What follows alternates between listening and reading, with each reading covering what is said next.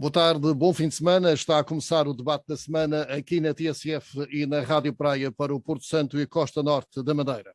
São nossos convidados Miguel de Sousa, Ricardo Vieira e António Trindade, sendo que Ricardo Vieira e António Trindade estão via Zoom e Miguel de Sousa aqui no estúdio da TSF. Sejam bem-vindos, bom fim de semana. Bom dia, obrigado. Bom fim de semana, bom. Ora bem, vamos começar com o tema de cada um dos nossos comentadores. Posso começar exatamente por Miguel de Sousa, que curiosamente voltou à vida partidária, foi agora convidado para presidente do Conselho Regional. Qual é o seu comentário de abertura? Olha, eu fui passar um fim de semana completo, 3 dias, sem me levantar da cadeira, a fazer de reitor numa universidade da JCD. Foi das coisas mais engraçadas e melhores que eu fiz até hoje. Hoje esta juventude está preparada para debater assuntos com uma forma elevada e com alguma informação adicional e muito conhecimento. Metade ou grande parte do debate durante os 3 dias foi sobre a criptomoeda. Ora, e uma fiscalidade, uma hipotética fiscalidade que se criaria na Madeira para a atividade da criptomoeda. Olha, eu não sabia nada do assunto, não tenho qualquer segmento em relação a esta criptomoeda. Ouço dizer que uma data de gente ganha dinheiro com isso, acredito, tudo bem. O que é facto é que... Quem é que falou sobre isso? A JCD, toda. Mas qual foi o orador? Todos. Aquele era um tema... E depois tinham 8 grupos e cada grupo fazia 6 grupos e cada grupo intervinha sobre cada um. Sabiam mais do que se pensava. Muito mais. E penso que disseram com acerto o que sei. Bem, mas isto para dizer que fiquei entusiasmadíssimo com esta juventude, com esta gente nova. Alguns estão na universidade, outros já acabaram a universidade, outros ainda não, ou estão na Madeira, e isso faz pensar que temos continuidade, temos futuro, a autonomia vai ser cada vez mais sábia, mais inteligente, com mais informação, com mais conhecimento, e isso é bom pensar assim. No meio disto, o presidente do PSD, em voz alta, ou seja, com o microfone, convidou-me para liderar a lista para o Conselho Nacional do PSD no próximo congresso, que é já este fim de semana próximo. Nacional ou regional? Regional. Aliás, nacional não há nada, quem sabe, sem ser o meu clube e o teu também, não há nada para isso. Agora só há regional. Quer no clube, quer no PSD. Miguel de Sousa surpreendido com esse convite? Sim, não estava à espera. Miguel, podias abrir um bocadinho mais o leque. Então. O leque de não haver nada em termos... Nacional não há nada em termos de PSD. Sim, também. Em termos de fecho. Entendi, sim, senhor. E nunca se sabe o que é que vem a seguir. Alguma coisa diferente vai acontecer. De qualquer forma, este congresso do PSD agora, eu acho que é numa boa altura, vem pronto para um debate. Este convite, olha, eu aceitei com o maior dos prazeres. Eu tinha saído, ou melhor, eu tinha sido um pouco posto na rua. Eu não sei. Eu fui um bocadinho despedido porque escrevia de forma incómoda, falo de forma que não é bem alinhada com tudo o que querem. Eu, mais ou menos aquilo que me passa pela cabeça e que eu acho que tem razão e que está acertado, eu exponho de forma pública. E vai passar a falar diferente agora? Não, de maneira nenhuma. Já se vai ver agora nesse congresso, que é para não se perder as dúvidas. E fundamentalmente também sabia que isto pode sempre voltar. E eu tenho muito interesse. Vai ser engraçado, vou-me empenhar um bocadinho nesse papel, mas isto no fundo é o que eu fazia sempre, que é dar opinião e não fazer muito mais. Isso também Vamos a ver então qual é o comentário de entrada de Ricardo Vieira. Olha, o meu comentário é, fundamentalmente, primeiro felicitar os meus ilustres correligionários nestas sextas-feiras. Doutor Adão Trindade pelo prémio recente que recebeu, aliás, primeira página de Expresso, eu acho que isso é, de facto, notável. E o Dr. Miguel Sousa também pelo seu regresso à política ativa, eu julgo que é uma mais-valia para o PSD e é fundamentalmente um contributo livre que os partidos bem precisam. Mas há um segundo comentário que não posso deixar de fazer e que tem a ver ainda no rescaldo das eleições legislativas nacionais e que é um assunto que eu julgo que nos deve preocupar. E o assunto é o seguinte: eu sou simpatizante de algumas das ideias do liberalismo económico que foram corporizadas pela iniciativa liberal. E procurei saber, especialmente aqui na Madeira, de onde provinham a maioria dos votos que a iniciativa liberal teve.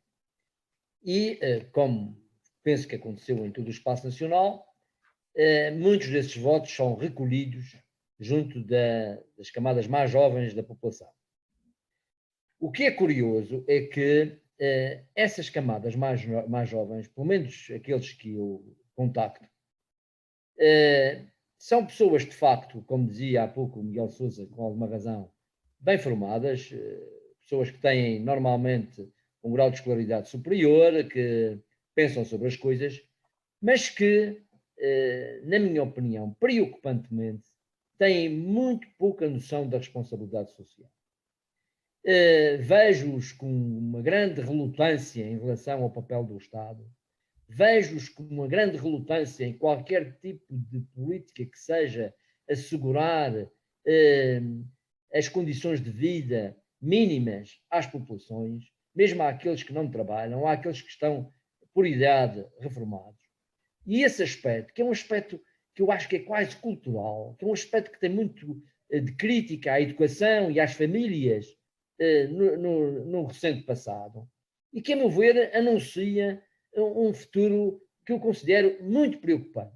Nós, aqui na Madeira, que somos uma população cada vez mais a envelhecer, onde vai ser necessário assistir e preocupar-nos muito com as pessoas mais idosas, eu vejo com excessiva preocupação, mesmo preocupante sinal para o futuro, este alinhamento, esta aversão, esta relutância na responsabilidade social que a malta nova revela. Eu acho que isto é uma coisa que merece que reflitamos sobre isso e que pensemos numa urgente dinamização do pensamento nessa matéria. Certo. António Trindade, vamos refletir esta questão de Ricardo Figueira e passamos ao tema de entrada de António Trindade. O meu tema, evidentemente, tinha uma outra preocupação a transmitir ao produto da informação recebida sobre o aeroporto, mas não posso hoje e perante as circunstâncias à escala global que vivemos, deixar de manifestar aqui toda a minha solidariedade e todo o meu apoio, por mais pequeno que seja, ao povo ucraniano e à Ucrânia. O que está a passar, efetivamente, nesta invasão desmesurada, sem sentido nenhum, à Rússia, à Ucrânia, obriga-nos, efetivamente, a ter aqui este voto de solidariedade, a manifestar este voto de solidariedade.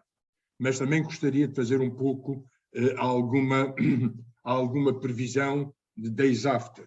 E aqui, numa perspectiva à escala muito global, do que é que vai representar a Europa nos próximos tempos, o que é que foi o resultado desta situação perante, digamos, a grande luta que se desenhava sempre entre os Estados Unidos e a China, e o facto de haver aqui um ditador que se sentia efetivamente a mais neste debate, deste grande debate a dois, e quer efetivamente aproveitar momentos de alguma debilidade ou de alguma incerteza na Europa para fazer o que fez. Mas há efetivamente days after, e aqui deixa-me dizer um pouco, aqui uma componente, o outro lado da moeda. A Europa vai-se naturalmente virar a oeste. não nos esqueçamos de uma coisa. Portugal, a dependência de Portugal do gás natural russo é, até 2019, de 2% do consumo de gás. De onde é que efetivamente chegava, de onde é que chegava o gás natural que abastecia Portugal e muita Península Ibérica? Da Nigéria e dos Estados Unidos. Isto quer dizer, e agora de Trinidad e Tobago, o que é que isto quer dizer? Perante os grandes constrangimentos e não houvesse aqui o débito da circulação de gás natural nos Pirineus, a assunção do abastecimento à Europa naturalmente far-se-ia pelo oeste. Então aí vale a pena termos em conta, vale a pena começarmos a discutir e a refletir sobre o que é o papel do que é o oeste da Europa neste ambiente onde a Rússia proíbe todas as ligações, que a passagem de aviões sobre o seu território, faz o que efetivamente fez, cria os constrangimentos todos em termos da sua própria autodefesa em relação a qualquer ação da NATO. Isto quer dizer toda a zona do Oriente Europeu está efetivamente em ebulição e em grande discussão.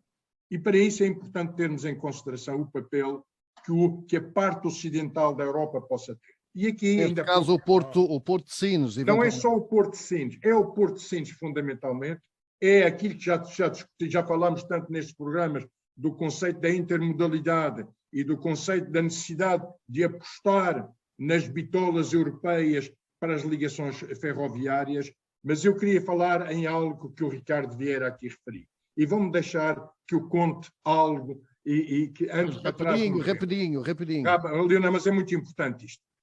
Em 2003, quando estávamos a construir o Hotel Porto Mar, tínhamos uma reunião semanal com o empreiteiro e com os diferentes chefes de departamento, nomeadamente os chefes de pedreiros.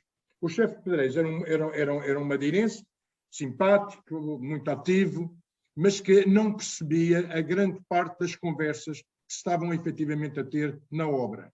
Então, o que é que fazia? Apontava para ir discutir com o seu subchefe. Quem era o seu subchefe? Era um ucraniano que, por acaso, era arquiteto. Isto deixa bem, é um indício do que, evidentemente, nós ouvimos ontem, quer um Presidente da República, quer um Primeiro-Ministro, manifestar toda a sua concordância no recebimento destes imigrantes. E assim como eu tenho referido em termos regionais a importância da imigração de prévios imigrantes madeirenses da Venezuela e da África do Sul, esta situação se irá pôr em relação ao povo, aos ucranianos, que virão, na sua grande maioria, de gerações mais jovens. E aqui temos que pensar seriamente se Portugal também não deverá ser agora, ao receber estes imigrantes, vamos ter efetivamente uma capacidade de aproveitamento de gente que tem, em termos sociais, em termos até religiosos, em termos de preparação, manifestamente superiores e que podem efetivamente dar um contributo muito grande no rejuvenescimento da população e na dinamização da economia portuguesa. Certo. Miguel de Sousa, algum comentário sobre esta questão da guerra que está a decorrer e que há alguns indícios que possa haver negociações para breve depois desta invasão? Não, eu não estou muito motivado para isso. Tá? Primeiro, isso para mim está um bocado distante. E depois, ainda que seja atual e seja na Europa, eu acho que isso vai ser muito rápido. Vai ser sem oposição, porque eu acho que a Ucrânia não tem forma de se opor ao poderio russo. A Rússia só entrou para aí com os 300 mil soldados, não quis levar a equipa toda porque se isso então ainda fazia as coisas mais fáceis. Portanto, eu não estou à espera de grande problema. A Rússia diz que não quer invadir. As bolsas hoje já estão a subir todas. A Rússia diz que não quer invadir, quer apenas mudar o sistema político. Sim, sim. E vão fazer o que eles querem, porque se este lado não se mete, e muito bem, ainda bem, se este lado não se mete, eles fazem o que querem. Não. É só ouvir e depois, se quisermos trocar impressões sobre isso, trocamos. Estou mais interessado na questão do liberalismo do Ricardo Vieira do que propriamente na história da Ucrânia. O liberalismo, pelo seguinte, é porque nós somos um país e uma região de subsídios. Vivemos todos com subsídios. Não há ninguém que não receba subsídios, seja de que natureza for. Ora, ser liberal num país e numa região onde só se tem subsídios é muito esquisito e muito difícil. Portanto, isto aqui é o Estado social, é o Estado subsidiário, isto vai tudo com subsídio.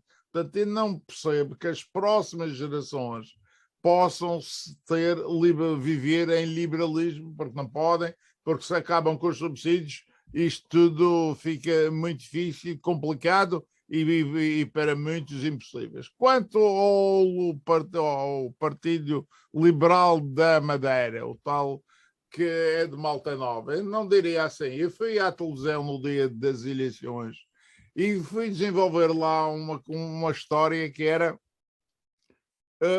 se o CDS desaparecer, nessa noite estava em perspectiva disso, se o CDS desaparecer, na Madeira, para se fazer uma coligação, não vai haver deputados do CDS, a não ser que sejam por uma lista do PSD, e então eu disse, bem, mas temos sempre o Partido Liberal, eu sou liberal, eu não consigo viver em liberalismo, agora eu na minha cabeça acho que sou liberal e funciona, portanto não tinha qualquer restrição de me associar à iniciativa liberal para efeitos de um governo não de esquerda na Madeira. O que acontece é que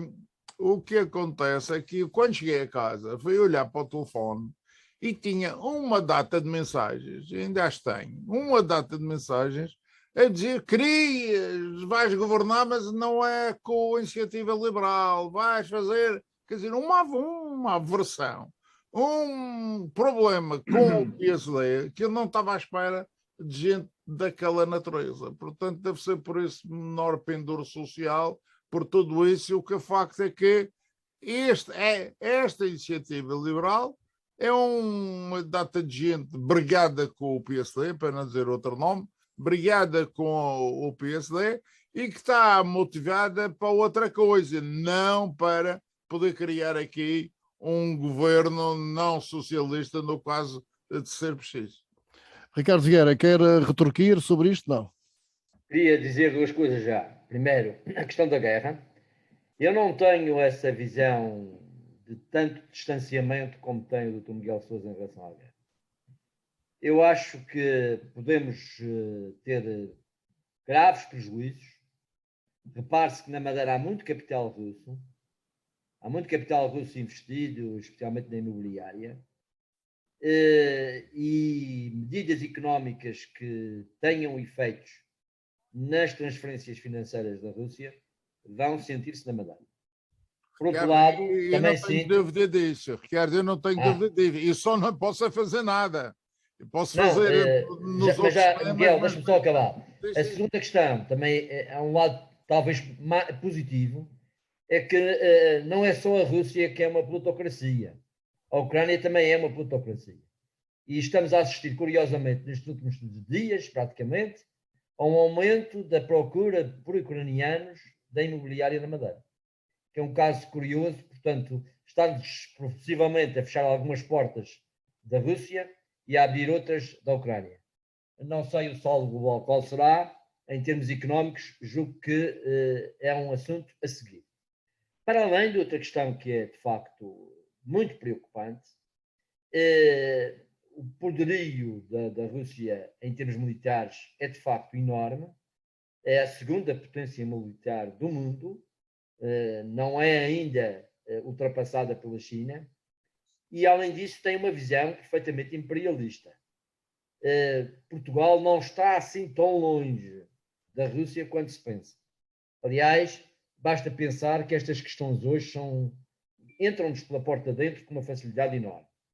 E nestes dias, eu soube de uma reunião que houve, aliás foi publicitada, entre o Presidente dos Estados Unidos e os dirigentes das instituições financeiras, prevenindo-os de eventuais ciberataques, se calhar com origem na Rússia, que pudessem afetar todo o sistema financeiro internacional. Portanto, temos que ter algum cuidado, muita fé e muita confiança de que, apesar de tudo, a paz pode vencer, mas estarmos atentos a isso. Não acredito que isso seja assim uma coisa que não nos diga respeito. Acho que, pelo contrário, diz muito respeito. António Trindade, queria fechar. Diga. É só sobre a outra questão, já uma curta. A questão do liberalismo é uma questão, de facto, que mereceria uma reflexão profunda. Eu percebo que haja alguma resistência a um Estado demasiado interveniente, como nós temos aqui na Madeira e no país, mas há uma garantia de responsabilidade social que não vejo falar sobre ela. E penso que, se calhar, os mais velhos, como eu, temos alguma falha na educação que tivemos em relação aos nossos filhos e aos nossos descendentes, porque não os sinto muito sensibilizados para isso. António Trindade, queria fechar esta parte com... Eu tenho que manifestar a minha concordância com o que o Ricardo acabou de referir e referir aqui ao Miguel de Sousa algo. Quando a gente está falando das dependências é uma região dependente dos subsídios, evidentemente, é uma região dependente dos subsídios, é uma grande maioria das empresas dependentes dos subsídios e um modelo de desenvolvimento dependente dos subsídios. Evidentemente, o que está em causa é muito mais, efetivamente, um modelo do que propriamente aqui alguma necessidade de grandes mudanças de parceria. O jogo, que é algo que é responsável, é uma responsabilidade. E isso já andámos a discutir em programas anteriores. É muito importante desdramatizar aqui o problema do subsídio e da relação entre o Estado e a região. É fundamental que nas diferentes áreas das acessibilidades, da saúde, do ensino, seja efetivamente formatada a responsabilidade do Estado, para não andarmos sempre nestes ambientes de quesilha, onde efetivamente o subsídio é sempre uma moeda de ataque e de defesa. Esse, para mim, é dos elementos importantes, e aí sim advém esta capacidade que há de encontrar um novo modelo de desenvolvimento, mas sempre tendo em causa aquilo que o Ricardo refere. Há efetivamente uma responsabilidade social, que no nosso caso é muito importante, e no caso da Madeira em particular até, porque nós temos uma relação com a diáspora, nós temos uma relação com as comunidades madeirenses fora da região que tem que ser entendida nesta lógica da responsabilidade social. Não só da responsabilidade social, mas também numa lógica de novas oportunidades. E é por isso que eu refiro, quando se olha para a televisão hoje e se vê quais são os movimentos de saídas da Ucrânia, o movimento das entradas na Polónia, das entradas na Moldávia, isto é efetivamente gente que virá efetivamente para o sul. É gente que virá para o oeste. E isto é muito importante. De um país e de uma região, nós efetivamente temos que nos preparar e encontrar alternativas, porque as há. Ora bem. Nós estamos a envelhecer. Miguel Sousa já defendeu a vinda dos venezuelanos, também defenderá a vinda dos ucranianos, por exemplo. Eu também queria dizer... Por motivos diferentes. Eu também queria dizer que mais ninguém do que ele deu subsídios nesta terra. Mais ninguém do que ele deu subsídios nesta terra. E nesta mesa, eu sou o único que atribui subsídios. Portanto, não foi eu que recebi, foi que atribui subsídios. E, cuidado. Há mais gente que atribui subsídios em outras áreas e com outro tipo de responsabilidade. Isso não é subsídio.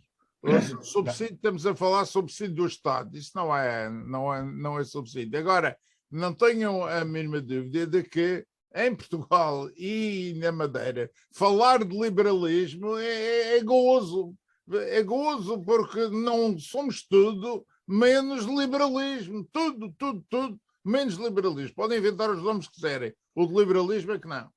Ora bem, vamos entrar num dos temas fortes da semana, que tem a ver com a operacionalidade do aeroporto. Mais uma vez, devido à meteorologia, devido aos ventos fortes que se fizeram sentir na zona de Santa Catarina, o aeroporto esteve por 4, 5 dias, e ainda não está fora dessa ameaça, inoperacional, com largas horas de inoperacionalidade, com passageiros que ficaram 4, 5 dias à espera do regresso aos seus lugares de origem, outros que não puderam aterrar, passageiros que tiveram que ficar a passar a noite no aeroporto, enfim, várias contingências, vários condicionalismos que mais uma vez se fizeram sentir e mais uma vez se notou que neste aspecto nada andou. Ou seja, em termos de alternativas, se é que as há, do barco, houve quem falasse em tempos de um pequeno aeroporto na Calheta, enfim, tudo isso não passou de alguma conversa na ocasião em que passa também um mau tempo, mas depois os estudos não se prosseguem e depois há que chamar a atenção, como esta semana surgiu por alguém da ACIF, de que é necessário voltar a estudar este assunto. Miguel Sousa, que já esteve com a pasta dos transportes em tempos, o que é que lhe parece sobre isto? Há realmente necessidade de pensarmos em alternativas, até porque as alterações climáticas estão a fazer com que mais vezes o nosso aeroporto seja fustigado com tempos de nordeste bastante intensos? Bom, eu quero restar essa do pequeno aeroporto na Calheta. Eu até já falei sobre isso, não me lembro de alguém que tenha falado antes, mas não é um pequeno aeroporto, ele não pode ser estreitinho, não pode ser curto, tem que ser ou há um aeroporto ou não há um aeroporto. Um aeroporto de lançadeira tipo para avião de 80 lugares. Ou há aeroporto ou há não há, porque senão eu não quero usar isso, não está a perceber? Não me interessa. Foi o que se falou. Não, de um pequeno aeroporto nunca se falou, falou-se no aeroporto. Quando fui falar, como já se falou, noutras alternativas. É preciso não esquecer de que quando decidimos ampliar Santa Cruz, havia 14 alternativas para fazer um aeroporto intercontinental. 14 alternativas, por muitas razões, principalmente de custo, acabou por ser a de Santa Cruz, mas havia muitas outras. E uma alternativa que houve sempre sobre a mesa era ser o Porto Santo. Sempre houve essa situação de que, e aliás o Ministro da República na altura, que era aviador, era da Força Aérea, portanto tinha muito essa sua ideia de que o Porto Santo é que deveria ter as condições para receber o grande tráfego e depois vir para a Madeira. Pelo menos podia ser aproveitada essa ideia como complementar. Agora, o que tem de ser estudado, porque nós temos várias dificuldades na nossa região. Uma delas é a operacionalidade do aeroporto. Isto sim, vai ter sempre dificuldade. Mas o mais curioso é que quando se ampliou o aeroporto, quando se tomou a deliberação pelo comandante Torquá de se fazer a ampliação deste aeroporto, eu nunca ouvi, mas nunca ouvi falar de ventos, nem de limites oficiais de vento, coisa que, entretanto, apareceu agora recentemente, mas durante 20 anos ninguém ouviu falar, ou durante 15 anos, 20 anos, ninguém ouviu falar. Só agora, quando houve as alterações na Direção-Geral da Aeronáutica ou da Aviação Civil, é que veio à tona essa coisa dos limites e os comandantes deixaram de ter qualquer autoridade sobre esses limites de vento. Quanto a esses limites de vento, não há Mas voo. Convenhamos que mesmo que os limites sejam alterados, existe um perigo em realmente aterrar naquele aeroporto com os ventos que se fizeram sentir com rajadas de 80 e 100 km. Isto não é uma questão de perigo, porque não estamos aqui a arriscar a vida cada vez que se vem para a Madeira. Ou seja, não poderá ficar ao livre-arbítrio de cada um, não é? Não, mas não é uma questão de perigo. O que há é por isso mesmo que há limites para que esse perigo não exista. O que se pensa é que, tendo melhores equipamentos, podemos ter limites mais reduzidos, porque os equipamentos permitem ter uma avaliação da situação melhor do que se não os tivesse. Portanto, quando um avião se dirige para a pista, nem sempre, quando ele dá a autorização, o vento está igual a quando ele chega à entrada à cabeceira da pista. Isso varia. Ora, são esses equipamentos que nos vão dar melhor aproveitamento, todas as abertas, para se poder. Agora não se pode falar mas em com perigo. rajadas de 80 a 100 km. Não é possível sequer se dirigir à pista. Exato. Hoje em dia, não é possível se dirigir à pista. E tivemos isso nestes 4 dias. Tivemos essas rajadas. Por isso não há voos. Mas isso não é uma. E agora é que se põe isso mesmo. Perante a impossibilidade de acessibilidade, não há voos. A região mas ficará... eles já não saem. É que antigamente eles saíam. Já não saem. E agora a região poderá ter alternativas em relação a esta situação? É isto que se põe. Acho que não é num programa destes que vamos resolver isso. Não, assunto. Vamos ajudar a ponderar. Não, eu acho que o que devemos ponderar era obrigar a fazer um estudo credível, escrito, que todos nós pudéssemos ter o conhecimento do que é a situação, para que se possa também colaborar numa solução. Agora, isto é tudo conversa de rádio, de imprensa, disto e daquilo, vamos falando, vamos conversando e não se chega a lado nenhum. É preciso ter um plano alternativo a este aeroporto, principalmente para os dias maus. Acho que isso tem que ser. Ou então, uma solução, e este é que fica alternativo. Isso agora é estudar, saber, ver. Isso tem muito a ver com os custos, com a operacionalidade. Essa coisa do Porto Santo eu fui sempre contra. Não me parecia razoável. Ainda por cima, nessa altura, os meios marítimos eram muito piores e não tinham a acessibilidade que têm agora. Portanto, há necessidade de estudar, é isso. Sem dúvida nenhuma. Ricardo Vieira, e de liberar. Sim, porque entretanto já se fala nisso há muito tempo, e há uns 4 ou 5 anos, desde que realmente as condições meteorológicas têm vindo a se alterar naquela zona, e não só naquela zona, mas principalmente neste caso, tem-se vindo a falar na necessidade de estudar, mas nada passa disso. Ricardo Vieira.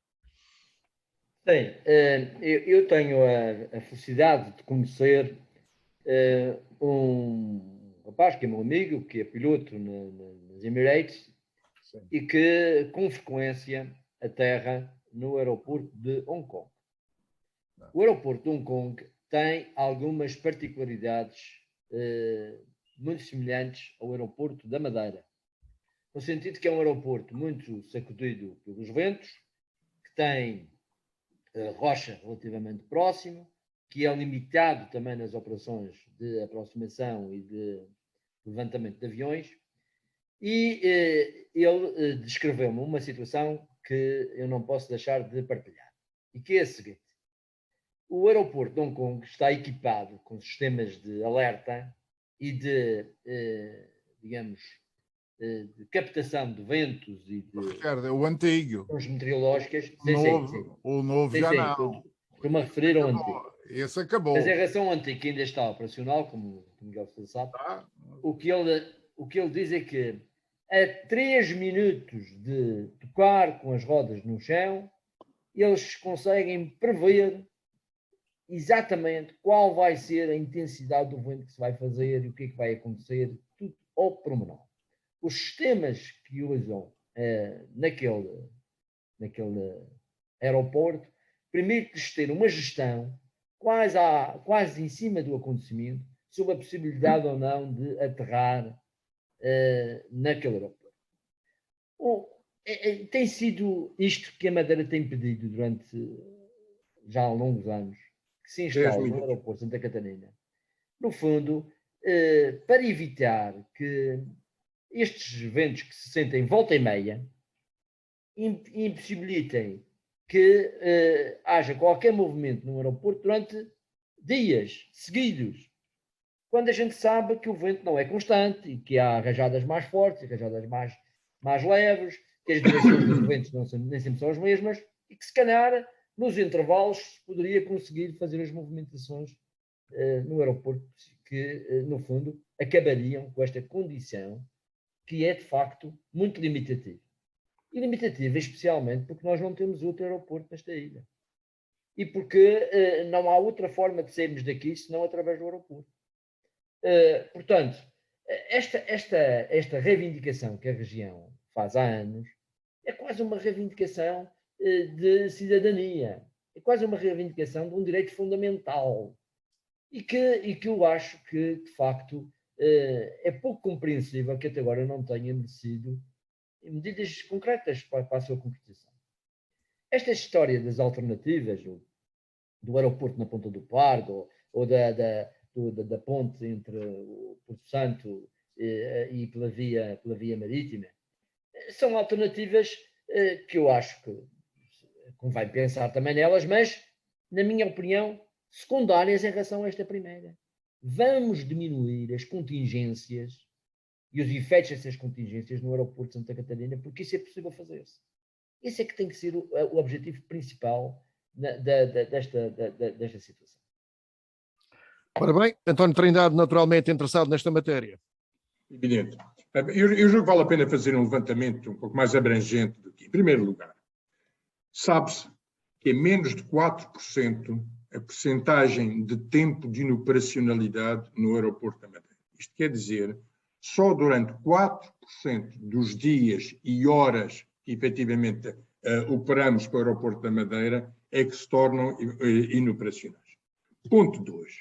É importante termos de ter a consciência do que é a Madeira. A Madeira é efetivamente uma ilha muito montanhosa e que evidentemente tem problemas muito sérios no que diz respeito à localização de uma infraestrutura aeroportuária, e isso foi desde logo detectado no estudo que o Miguel de Sousa referiu, do comandante Turcá, onde foram analisadas algumas das oportunidades alternativas, oportunidades que poderiam ser eventualmente na altura, mas que já não o são, fruto da urbanização da Ilha da Madeira.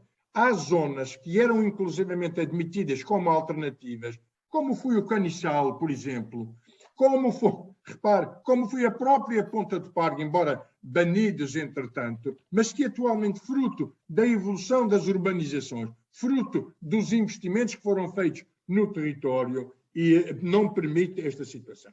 Ora, o que está aqui em causa, e isto vale a pena separar de uma vez por todas a abordagem deste tema da inoperacionalidade.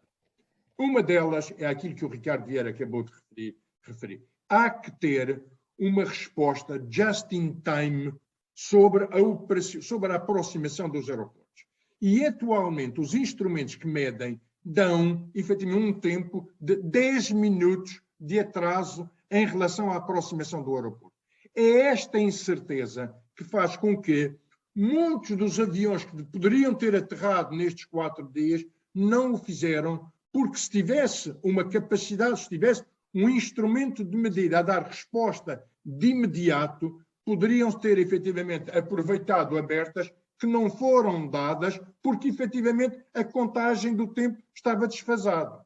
Ora, é isto que, ao que parece, a nave finalmente conseguiu junto da nave que efetivamente levasse junto do Governo da República para que em março seja aberto o concurso para o fornecimento destes novos instrumentos. Este é um elemento-chave e não vamos aqui confundir um pouco o que é os limites da operacionalidade com a medida da operacionalidade. Há que separar as duas coisas.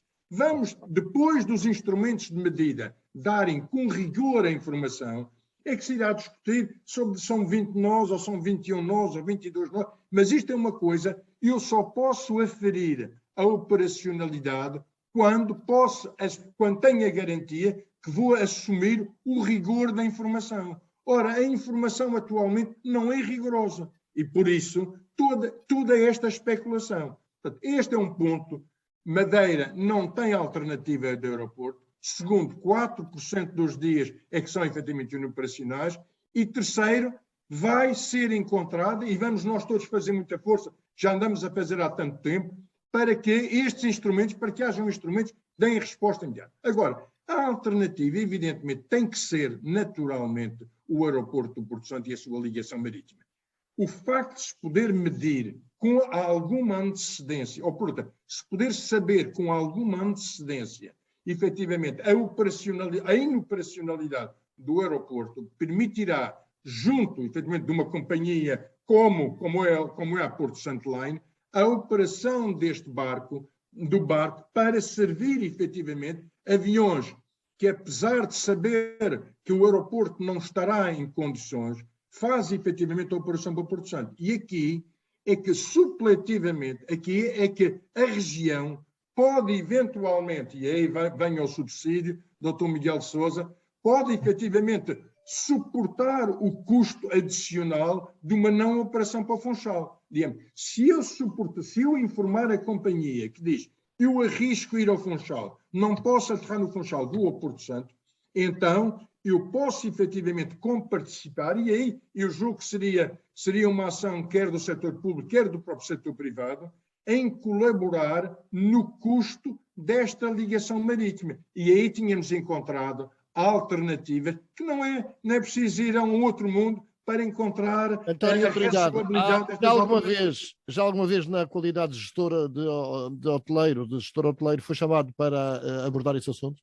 Meu caro, eu fui chamado para abordar este assunto. Não, eu levei este assunto e, infelizmente, já quer em reuniões de grupos hoteleiros, juntamente com a ANA, quer diretamente com os responsáveis pelo governo, foi feita esta situação, só que, e tanto quanto eu possa referir, houve aqui, e isto sobretudo eu tenho que referir, a responsabilidade da nave não ter levado mais cedo este tema ao próprio governo e levar esta responsabilidade que assiste efetivamente... Mas eu falo, António Trindade, eu falo sobretudo nesta última questão, que é, para além desses limites, a questão da alternativa Porto Santo e com o navio. Não, este tema... Esse assunto já foi abordado aqui na região, oficialmente? Leonel, não é um problema de ter sido abordado. Este tema já foi efetivamente abordado. Este tema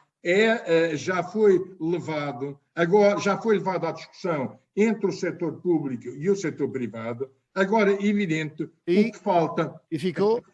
Falta aqui a assunção de responsabilidade por parte de uma região em relação ao furtamento. Nós sabemos, eu julgo que chegaram a levar um valor dos 25 mil euros por operação de um barco, de uma ida ao Porto Santo. Isto é um tema que já foi discutido e em relação ao qual eu julgo que seria particularmente importante ser retomado, para não falarmos só dos ventos de um lado, aparelhos de medida do outro, barco do outro, Porto Santo do outro. Eu julgo que este tema tem que haver um ambiente de total concertação, porque só num ambiente de total concertação é que depois se podem fazer exigências adicionais junto de uma nave e junto do Governo da República. Certo. Miguel de Sousa esteve aqui a tirar apontamentos, também quer falar sobre o assunto. É, porque quem conhece o assunto todo tem alguma vantagem. E é o seguinte, a Aerogar do Porto Santo foi construída na perspectiva do aeroporto principal ser o Porto Santo. A Aerogar do Porto Santo tem os embarques, seriam no primeiro andar, como é em todo o lado, através de mangas, e depois ficaram com aquilo, fizeram um restaurante, fizeram não sei o quê, para disfarçar, quando era para ser usado no andar de cima. E o andar de baixo seriam só as chegadas. Obviamente que as chegadas funcionam e também meteram as entradas. Mas eu não posso deixar de responder a este telefone se vocês não se embora. Tá bom.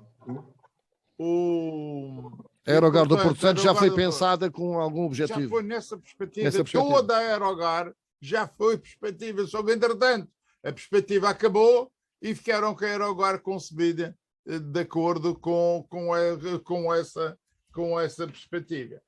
Ora, a outra A placa de questão, estacionamento parece que só dá para 7 aviões. não, também a Madeira dá para 9. Portanto, não estamos a falar assim de uma coisa tão, como é que dizias ainda há pouco, tão pequena, tão restritiva. Portanto, é 7 e 9, e é 7 sem ser um aeroporto principal. Exatamente. É 7, porque a pista foi ampliada. Mas para aeroporto alternativo é pouco. A pista, claro, mas isto tem espaço para meter lá aviões, há gente dinheiro para fazer a placa de estacionamento. Mete-se o que quiser. E a pista foi aumentada e nem foi por nós, foi pela NATO. A NATO é que pagou toda a ampliação da última fase do aeroporto para os 3.000 metros. Mas o que interessa é que nós regionalizamos, nós vendemos o aeroporto a troco de 80 milhões de euros. Às farmácias. Hã? Para as farmácias, ao que consta. Havia uma dívida que a região tinha de 80 milhões de euros às farmácias. Na altura. Também havia. Mas este dinheiro foi entregue ao governo. O governo da República entregou o produto da venda do aeroporto ao Estado para efeitos de amortização da dívida pública. Aqui não entrou farmácia, não entrou nada. Os 80 milhões de euros foram abater a dívida pública de Mas Portugal, houve uma compensação era do da Estado. responsabilidade da Madeira. Não, isso pode ter sido outra história. Agora, do aeroporto não foi. Houve uma compensação depois. 80 milhões de euros foi a venda do aeroporto da Madeira, dos 2 aeroportos, para abater a dívida pública da Madeira. Estávamos no tempo da Troika. Isto foi uma exigência do Passos Coelho, e eu vou-vos dizer, eu fui falar com o Dr. Alberto João Não me Jardim. diga. Não me diga. Mas o tempo obriga, não sou dos... Mas essa é uma exigência do autonomista, não era só para ter aqui bem ciente. Tem piores. Mas essa é grave, atenção, essa é grave, mas tem piores. Mas o doutor Alberto João estava, portanto, completamente vidriado naquela de aceitar a obrigação, e lhe entregou, era a doutora Conceição Estudante, na altura que também andava envolvido nisto, entregou o aeroporto por conta de 80 milhões de euros a abater na dívida. Ora, e a estupidez, é mesmo o teu irmão. E eu fui com o doutor Alberto João Jardim, não cheguei a dizer, para lhe dizer que isto não podia acontecer, mas aconteceu. Pronto, aconteceu e estamos a viver ainda isso. A estupidez disto é não se ter posto no mesmo pacote, já que levam ao aeroporto, antes vamos pôr os equipamentos que são precisos. Evidente. Mas não, entregamos o aeroporto, entregamos o dinheiro, porque vender uma coisa e não receber, esta mesa não está habituada a isso. Portanto, entregamos o aeroporto, recebemos o dinheiro, não recebemos o dinheiro, porque foi entregue para abater a dívida, e nem se deixou um bocadinho para os equipamentos que eram precisos. Isto foi dos negócios mais desastrosos. E ainda por cima, entregámos o aeroporto por 80 milhões de euros por 50 anos, não é tendo aqui uns dias, é por 50 anos. E durante 50 anos, nós não temos palavra ali para dar, o que é errado, porque tinha custado muito regionalizar. Tínhamos regionalizado sem custo nenhum, sem custo algum, e tínhamos um campo de manobra nas decisões que desta maneira já não há, não vai haver, nem podemos chorar. O que sai aqui deste momento... Eu peço desculpa, meus caros, este é um exemplo mais que flagrante do que tem sido a ausência de discussão de responsabilidades entre o Estado e a região. Este exemplo do ir buscar o quick money, do ir buscar efetivamente o dinheiro e não se responsabilizar pelo resto, é um exemplo típico da ausência da definição de partilha de responsabilidades. Tony, e eu só não percebo, quando tu falaste nos 4%, se estavas a querer dizer que era menos do que se pensa, ou se é mais do não, que... Eu tenho que te dizer... Mas só para dizer que 4% são 15 dias. 4% são 15 dias. E 15 dias, não são todos seguidos, mas são 15 dias. E 15 dias de inoperacionalidade parece-me que é bastante tempo. Repare, eu estou a trazer estes termos já agora para vos explicar, porque uma das grandes preocupações que eu tinha como empresário era a imputação de custos adicionais às viagens aéreas, no seguro das viagens aéreas, que levavam efetivamente que o custo do transporte para a Madeira fosse manifestamente mais alto do que para outras zonas com o mesmo número de horas de voo. Tive como resposta duas situações. Até agora, o seguro tem sido englobado na própria operação global, na própria operação da companhia. Isto quer dizer que qualquer companhia não negocia propriamente o seguro da operação para a Madeira, mas negocia o seguro de todas as operações.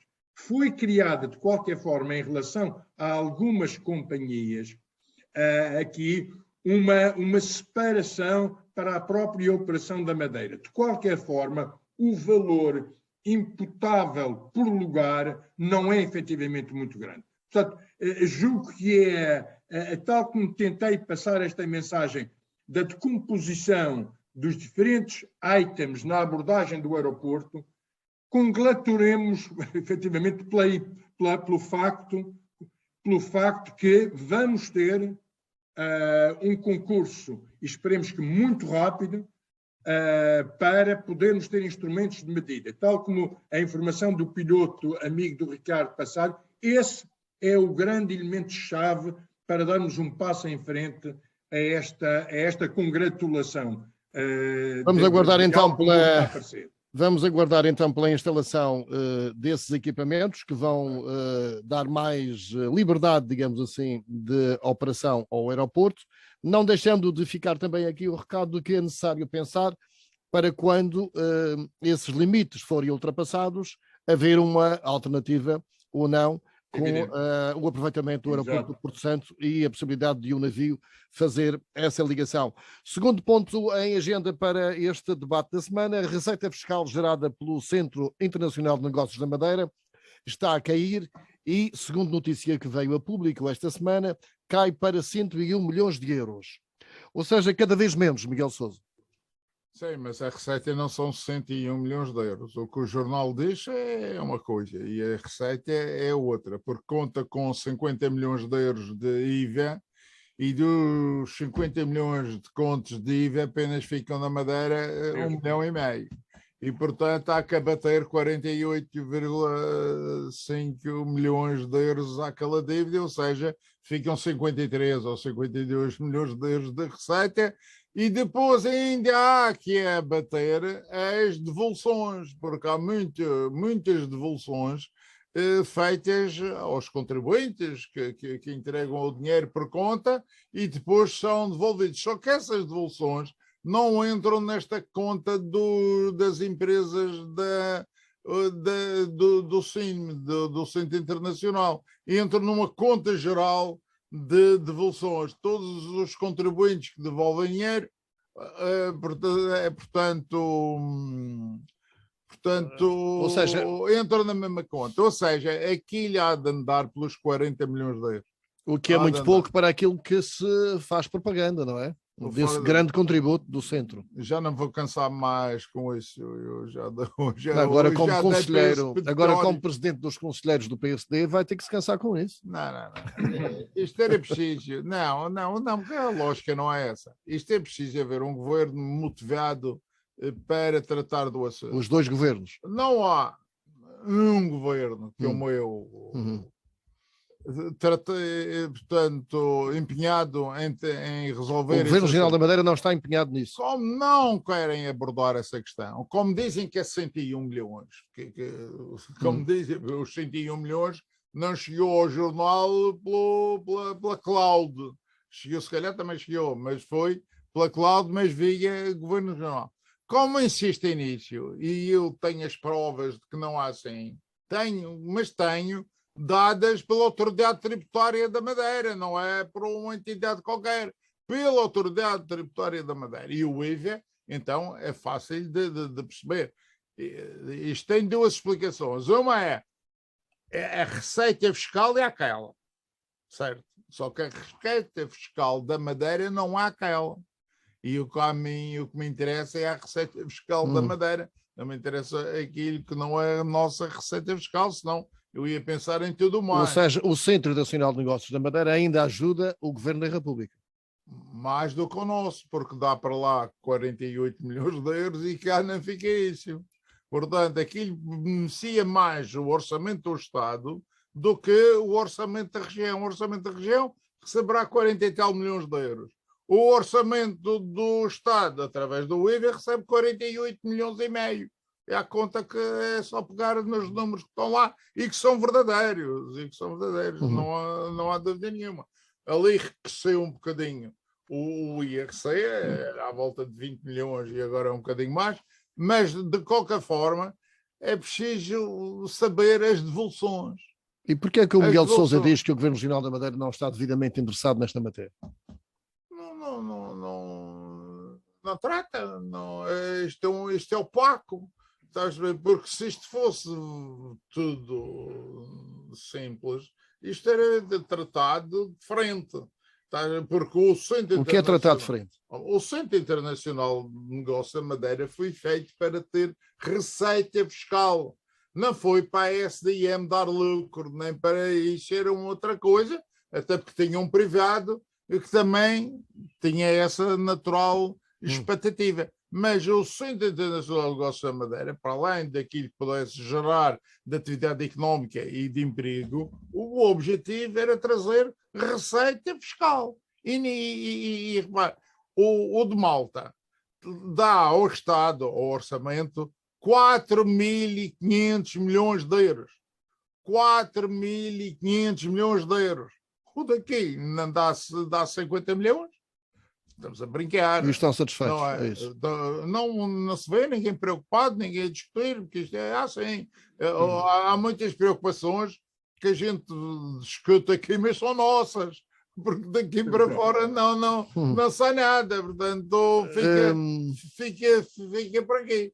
Ricardo Vieira, as receitas fiscais, enfim, do IRC, do IRS são escassas, do IVA são escassas, a produção regional é escassa, o turismo tem a receita que nós sabemos, embora esteja com algum crescimento, por incrível que pareça, através da pandemia, a Madeira tornou-se ainda mais conhecida como região segura, mas o facto é que o dinheiro não chega, o orçamento regional é sempre deficitário e nem o Centro Nacional de Negócios da Madeira está a ajudar conforme se esperava. Ricardo Vieira. Bom, eu penso que não se pode pensar que o Centro Internacional de Negócios vá resolver o problema dos recursos públicos da Madeira. Mas devia. Aliás, mas devia. Comecemos por nos lembrar que o Centro Internacional de Negócios fez, não foi por questões fiscais. Foi. Não foi para a receita fiscal. Foi para desenvolver. Doutor Miguel Sousa, na altura, as empresas que se instalavam no Centro Internacional de Negócios não pagavam impostos. Mas iam pagar. Quando a União Europeia assim se disse. O objetivo para o Centro Internacional de Negócios, tanto quanto era uma captação. Eram duas coisas. Captar investimento e descentralizar, sair do Funchal, algumas empresas que estavam aqui no centro da cidade. Mas isso é a parte industrial. Exatamente.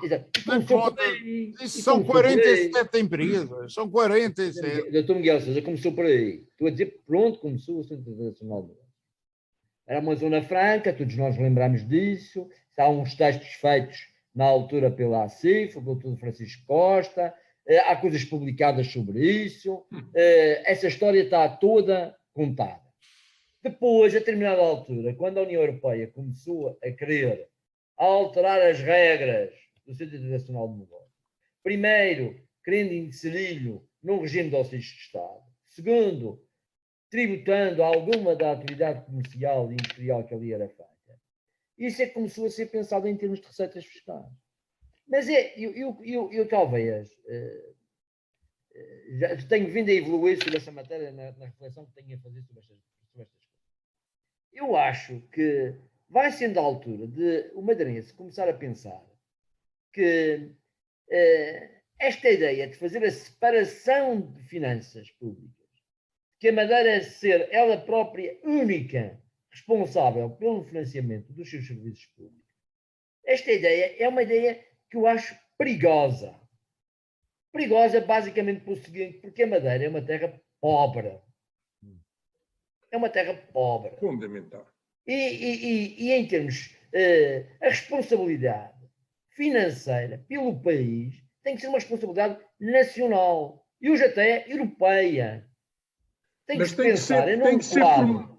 Mas, Ricardo, mas tem que ser formatada quais são esta responsabilidade. Esta Muito partilha bem. de responsabilidade Muito é bem. fundamental. Porque Às senão vezes, andamos sempre. eu acho graça, António, eu acho graça já agora para. Acho graça quando leio na Constituição que a autonomia resulta das aspirações históricas das populações insulares. Ora, eu também leio aquilo que foram as aspirações históricas das regiões insulares. E é raro lá encontrar desejos de autonomia. O que lá existe é um desejo de que o Estado comparticipe nas despesas da Madeira e olhe para a Madeira e para os Açores. Isso sim. O que existe é a necessidade da solidariedade nacional. Depois, esta questão da autonomia, dos poderes próprios, que foram, digamos, resultaram de um sonho que alguns insulares tiveram, de que a Madeira gerava receitas suficientes para se sustentar a si própria. Houve até nos Açores quem sonhasse que isso era possível fazer-se quase como uma... Doutor Ricardo Vieira, e essa assunção tem paternidade. Tem paternidades e tem responsabilidades. Porque hoje ainda vivemos muito disso. A ideia de que o Estado se deixou as ilhas por conta delas próprias é uma consequência que estamos a viver neste momento. E é preciso houve um voluntarismo regional que nós não podemos deixar de referir. É verdade. Isso é preciso. Estamos a encerrar. Eu percebo na altura que isso foi uma boa arma psicológica para poder, digamos, gerir as questões dos apoios do Estado. Neste momento já não serve. Ricardo Vieira, portanto, é necessário chamar a responsabilidade do Estado, a solidariedade nacional, uma coesão nacional. Absolutamente. Uma coesão nacional, particularmente. Este assunto continua-se no próximo dia. Exatamente. Temos só um minuto, António Trindade, para fechar sobre isso. Não mais que um minuto. Eu julgo que o Centro Internacional de Negócios não pode ser desinserido de uma estratégia efetivamente regional. Quer em termos fiscais, quer em termos de emprego, quer em termos de responsabilidade social. E aqui não nos podemos deixar de referir, inclusivamente, o contributo e a abertura de oportunidades, por exemplo, que apareceram na Zona Franca Industrial. Esse vê-se emprego, vê-se geração, efetivamente, de riqueza, que tem de ser, efetivamente, contemplada agora numa lógica de afirmação regional. Vamos deixar então... Vamos discutir se é mais IVA, se é menos... Abordemos este tema... Vamos deixar então para o próximo programa... Só um minuto. Abordemos este tema do Centro Internacional de Negócios numa estratégia de afirmação regional e não separemos o onshore do offshore. Vamos ficar com esse tema para daqui a 3 semanas. Muito obrigado e bom fim de semana. Obrigado. Obrigado.